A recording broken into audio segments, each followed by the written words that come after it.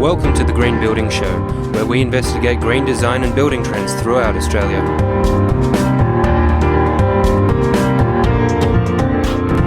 Shading is one of the cheapest and most effective ways to maintain the thermal comfort of a home. This week I'll be speaking with Carl Rust from Anderson Architecture, who's going to explain the fundamentals of passive shading.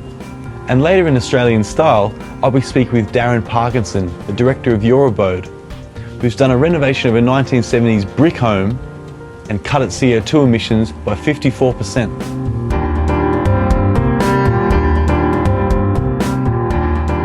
I'm here today with Carl Rust. He's a sustainability expert with high-profile Sydney firm, Anderson Architecture. Thanks for being with us, Carl.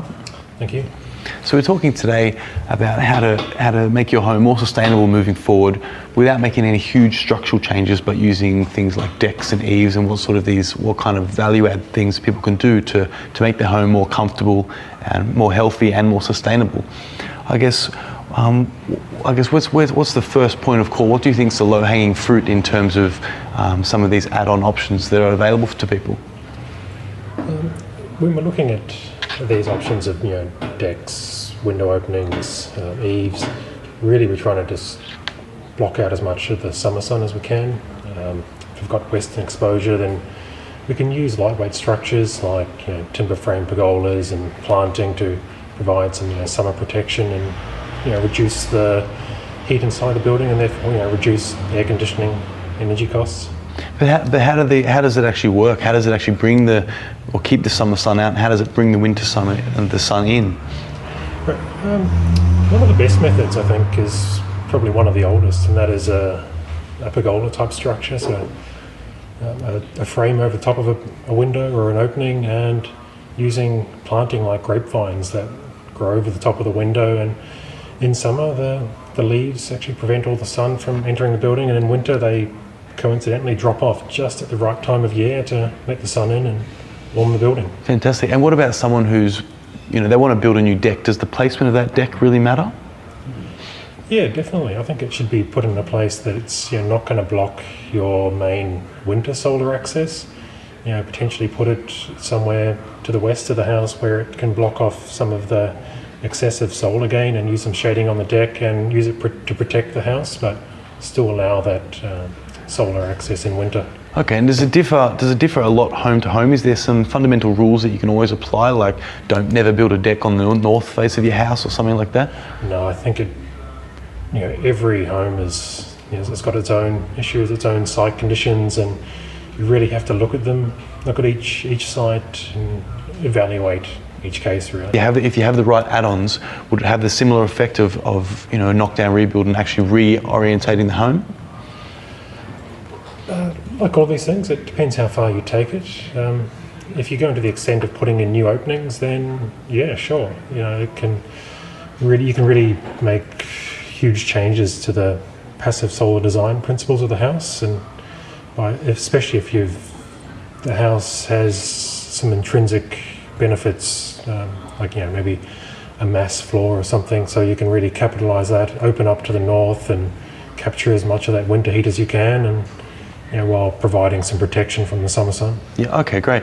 I guess if someone said to you, look, my house it's too hot, it gets too much of the summer sun and it's freezing in the winter, what would you recommend in terms of building a deck or an eave or opening up some windows? What would your suggestion be? Right, okay, that is a slightly curly one. If the house is too hot in summer and too cold in winter, usually it's a combination of factors. Insulation is probably going to be one of your prime culprits there, but providing good shading over the windows to prevent overheating in summer will definitely help. And maybe putting in a new opening to the north somewhere will help the winter performance. A lot of old houses were really sited to face the street, and there was no concession at all towards passive solar design. And so with a lot of old houses, there is quite a large scope for improvement. Okay, and I guess what are some of the low-hanging fruit type improvements they could make to a project-style home? I think just pay careful attention to the actual indoor environment that you have now. The best assessment of a house is living in it for a couple of years. Yep. And note which rooms are hot, which rooms are cold, and just keep track of that for a full course of seasons. And look at providing shading in the way of awnings and eaves over windows, and working out where the sun is, and evaluating the angle of the sun throughout the year, and working out where you could put a new opening to the north where you get maximum benefit. Okay, and this home style assessment of the thermal performance of a house, is that something people can do themselves, or should they get an expert in for a bit of advice? Yeah, I think the best assessment you can do of a house is live in it for a full range of seasons and be consciously aware of the changes, day to day, month to month, season to season. But after that, it's always a good idea to get someone who's qualified to quantify all of the thermal performance factors, and a certified ABSA assessor can thermally model the house and work out exactly which elements of the building are contributing or detracting from its performance, and then make recommendations for more focused additions maybe, so you don't spend money on things that aren't actually going to give you much of a benefit. Okay, and do you think people underestimate the benefits that building a new deck can provide in terms of the thermal performance of the house? Do they just think, deck's a deck? Look, a deck's by itself probably isn't going to offer a huge amount of thermal performance. I think in concert with some shading, a structure like a pergola or a roof over a deck, that can provide a bit of thermal performance by providing shading, but also can improve the occupant comfort by providing an outdoor area to spend warm evenings rather than sitting inside with an air conditioning on. So in that context, it can improve comfort and save money on power bills. Okay, great. On the added structure front, I guess, what's the one piece of advice you could offer a homeowner to improve the sustainability of their house? What would you think would be the most important or number one piece of advice you could provide? Go back to first principles, keep it simple. Bring sun in from the north and block out sun from the west and east. Fantastic. Carl Russ, thank you for your time. All right, thank you.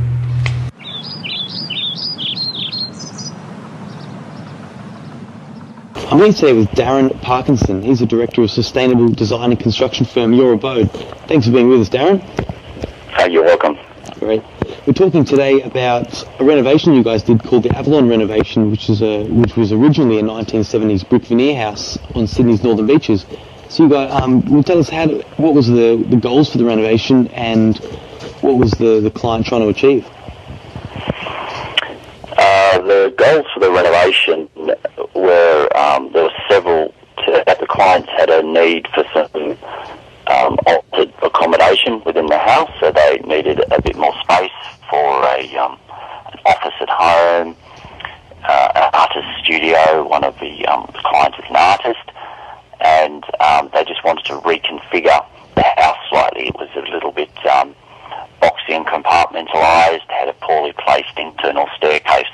So there were a few fundamental design issues that were a problem for them with the house.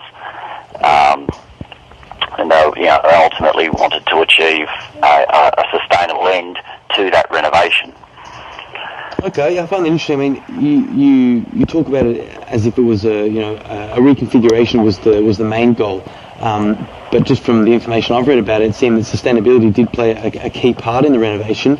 I guess how did the sustainable aspect of the renovation come on board, and how important was that for the client? Well, the sustainable aspect of the renovation was paramount for the client. The reason for them choosing to carry out the renovation was that there were some issues with the house. So they didn't choose to do it to take an old house and just make it sustainable for the sake of it. They wanted to combine two aspects. They wanted to make their house, which was an old house, more sustainable, but they also wanted to reconfigure it to better suit their life now and how they're living now. So the sustainable aspect of it was paramount to them. So whatever happened had to be sustainably focused. It had to be focused on what was the best environmental outcome for the choices and the way it was designed. Okay, great. Thanks, Darren. And you guys did a complete life cycle assessment on this home. Yes. I guess what did that entail? Why did you do it in the first place, and how did it help you achieve a more sustainable outcome? We chose to do life cycle assessment, and we choose to do them on most of our projects because it provides a good yardstick of how sustainable a project actually is. So it essentially compares it against what would be sort of, in inverted commas, a standard house. You know, we're trying to do good work and trying to make houses more environmentally focused and more sustainable, and so we've got to be able to measure that somehow, otherwise we can't back up our claims. So a life cycle assessment is one way that we can measure the total environmental impact of a house, the materials used, transport, how much was recycled, all these things, energy use, all these things come into the life cycle assessment. So it's a good tool for carrying out that type of assessment. Perfect. Darren Parkinson, thank you for your time. You're welcome.